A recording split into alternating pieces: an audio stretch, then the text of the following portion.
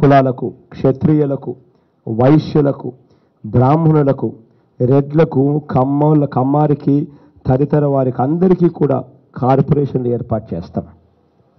ఆ కార్పొరేషన్లకు తగిన నిధులు కేటాయించి ఆయా కులాలకు చెందిన పేదలకు అండగా ఉంటాం.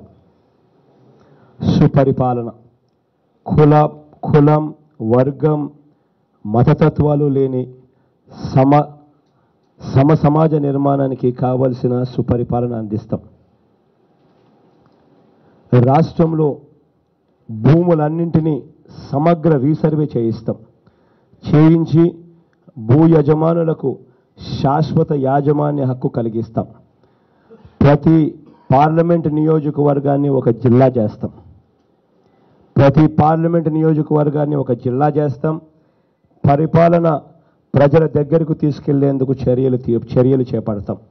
రాజధానిని ఫ్రీ జోన్గా అందరికీ ఉద్యోగ అవకాశాలు ఉండే విధంగా గుర్తిస్తూ నిజమైన వికేంద్రీకరణ లక్ష్యంగా రాష్ట్రంలోని 3 ప్రాంతాలను సమగ్రంగా అభివృద్ధి చేస్తాం.